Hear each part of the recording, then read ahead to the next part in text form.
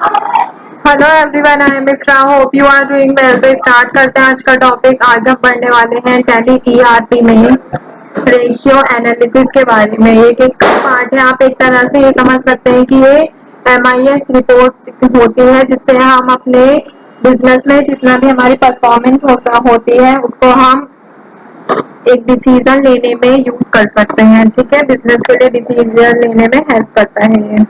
तो अगर मैं आपको पता नहीं है एमआईएस रिपोर्ट क्या होती है तो मैं एक बार रिवाइज कर देती हूँ। यहाँ पर मैनेजमेंट इंफॉर्मेशन सिस्टम रिपोर्ट्स होती है एमआईएस रिपोर्ट, जो कि यूज की जाती हैं बिजनेस में या फिर बोल सकते हैं ऑर्गेनाइजेशन की परफॉर्मेंस को ओवरव्यू करने के लिए या फिर बोल सकते हैं असेस करने के लिए। ठीक है, these reports also allow the decision maker of the organization to take decision quickly and correctly। ये रिपोर्ट जो होती है एमआईएस रिपोर्ट, ये डिसीजन मेकर होती है ऑर्गेनाइजेशन के लिए, जो कि हेल्प करती है क्विकली और करेक्टली डिसीजन लेने में।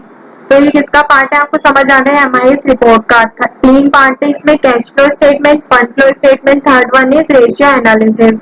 तो यहाँ पर हम थर्ड वाला आज करने वाले हैं। आपको एक बार बता देती हूँ, डिस्प्ले पे जाएंगे, यहाँ पर कैश फ्लो और फंड फ्लो का ऑप्शन है जिसमें हम यहाँ पे कैश का जितना भी इनफ्लो आउटफ्लो होता है यहाँ से आप देख सकते हैं। और फंड फ्लो में क्या होता है कि जितना भी फंड्स का मूवमेंट होता है एक पर्टिकुलर स्पेसिफाइड टाइम में, वो यहाँ से आप इसको देख सकते हैं। आपको इसमें वर्किंग कैपिटल भी पता चलती है, ठीक है, कि वो इंक्रीज हो रही है या नहीं।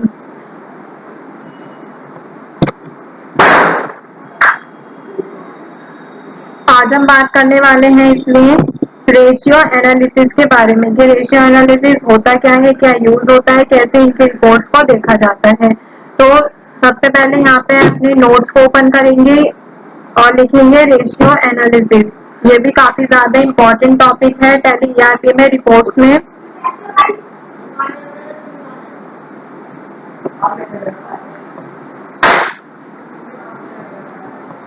तो यहाँ पर लिखते हैं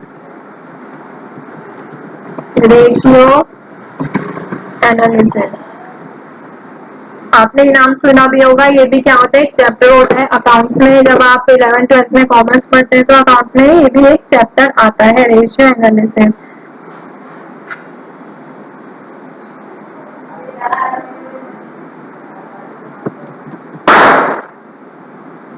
it is very useful as they allow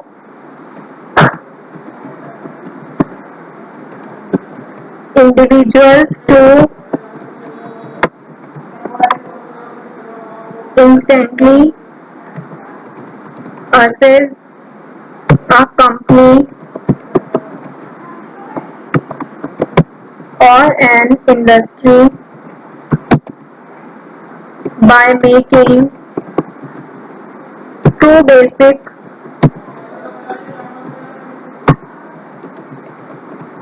comparisons।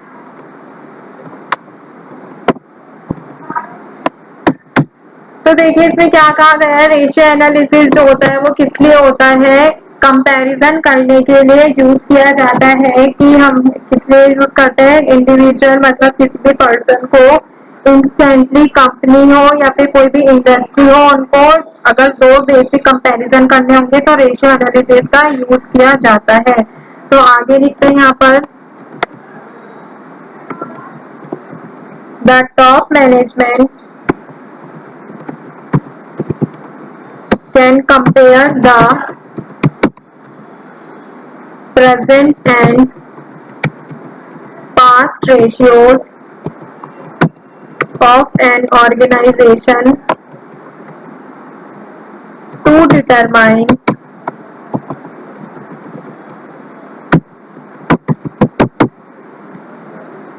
if there has been an improvement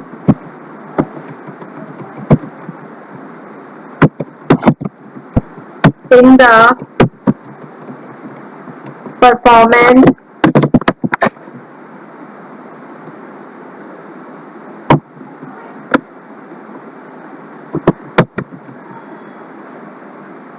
of the organization over a certain period of time. तो देखिए बेसिकली इसमें कहा क्या गया है, रेशियो एनालिसिस होता क्या है।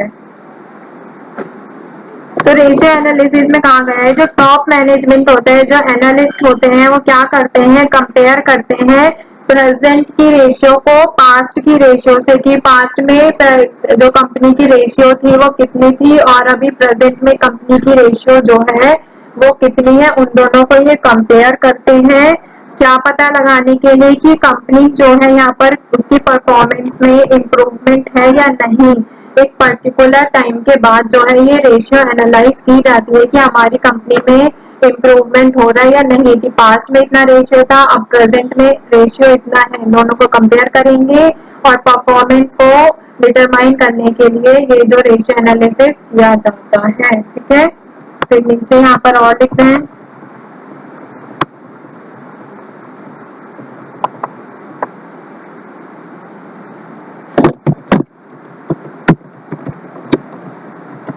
रेशियो एनालिसिस, या फिर लिख सकते हैं शॉर्ट में अगर मैं लिखवाऊँ ratio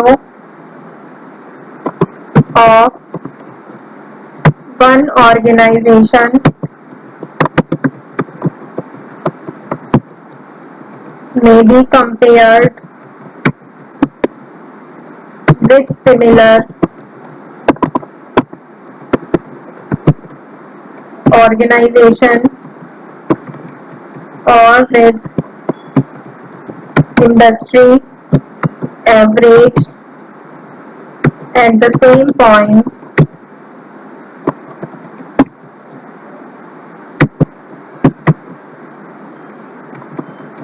in time to determine how the organization is faring.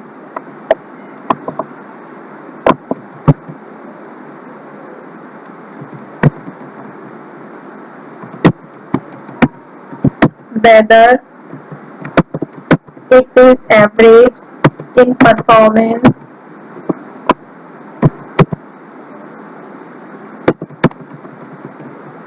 or doing better or worse than others. तो देखिए इसमें अब ये वाले पॉइंट में क्या कहा गया है, पहले तो बात हुई थी कि हम एक ही ऑर्गेनाइजेशन की पास्ट और प्रेजेंट की रेशियोज लेकर डिटरमाइन करते हैं कि हमारे ऑर्गेनाइजेशन की परफॉर्मेंस इंप्रूव हो रही है या नहीं। बट इस थर्ड पॉइंट में क्या कहा गया है, रेशियो ऑफ वन ऑर्गेनाइजेशन, एक ऑर्गेनाइजेशन की जो रेशियो होती है वो कंपेयर की जाती है किसी और ऑर्गेनाइजेशन में जो सिमिलर ऑर्गेनाइजेशन होती है। ऐसा होता है ना, सेम तरीके की काफी सारी कंपनीज होती हैं, तो वो क्या करेंगी आपस में, क्या करती है, जैसे यहाँ पे एक कंपनी जो है गारमेंट्स की, सेकेंड कंपनी भी गारमेंट्स की, और दोनों जैकेट्स की यहाँ पे जैकेट का वर्क करते हैं, तो दोनों क्या करेंगे, अगर एक कंपनी को अपनी रेशियो एनालाइज करनी होगी तो अपनी सिमिलर जैसी ऑर्गेनाइजेशन से तो देख के कंपेयर करेगी कि हम इम्प्रूव कर रहे हैं या नहीं उनके मुकाबले में। तो यहाँ पे क्या कहा गया है कि कोई भी एक ऑर्गेनाइजेशन सिमिलर ऑर्गेनाइजेशन के साथ एक एवरेज टाइम पर क्या करती है, डिटरमाइन करती है कि वो कंपेयर करके कि वो कंपनी जो है उनकी ऑर्गेनाइजेशन इम्प्रूव हो रही है या नहीं, चाहे वो एवरेज है परफॉर्मेंस में या फिर वो बेटर है या फिर वो उनसे ज्यादा ही बेकार है। मतलब कि वो पता लगाती है कि जो उनकी जो कंपैरिजन वाली ऑर्गेनाइजेशन है कि वो उनसे एवरेज है, उनसे ज्यादा बेटर है या फिर उनसे सबसे ज्यादा खराब है। तो ये हर तरह से पता लगाने की कोशिश की जाती है इसमें, किसके लिए, कि अपनी हमारी ऑर्गेनाइजेशन जो है वह कैसे परफॉर्म कर रही है।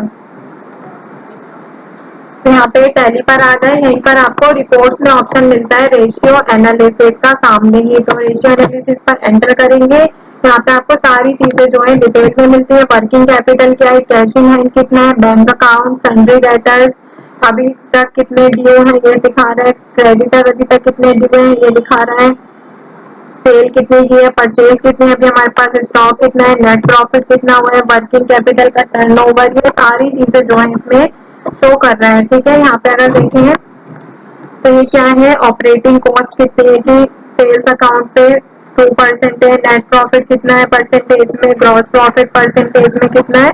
तो ये सारी चीजें जो है हमें डिटेल वाइज शो कर रही है। कब से कब तक का डेटा है, 1 अप्रैल से 31 जुलाई तक। अगर मैं डेटा को चेंज करना चाहती हूँ 31/3/25 पूरे साल का देखना चाहती हूँ तो पूरे साल का डेटा ऐसा आएगा। अगर मैं सिर्फ 1 मंथ का देखना चाहती हूँ तो यहाँ पे देंगे 34/24 या फिर मई तक का देखना चाहते हैं तो मई तक का डेटा आ जाएगा। अप्रैल मई मतलब कि सिर्फ 2 महीने का डेटा यहाँ पे शो हो जाएगा। अगर हमें ये रेशियो एनालिसिस किसी को अपने बॉस को दिखाना है तो ऑल्ट की पर एंटर करेंगे और यहाँ से हम उनको प्रिंट करके दिखा सकते हैं और जेड में उनको इसको देख के हमारी कंपनी परफॉर्मेंस कैसी है वो पता चल जाएगा। ठीक है, तो आई होप आपको क्लियर हो गया होगा कैसे जो है रेशियो को एनालाइज किया जाता है। एक सिमिलर कंपनी से भी कर सकते हैं या फिर विद इन एन ऑर्गेनाइजेशन से एनालाइज कर सकते हैं। तो टॉपिक को यहाँ पे एंड करते हैं, मिलते हैं नेक्स्ट सेशन में। Stay tuned and thank you.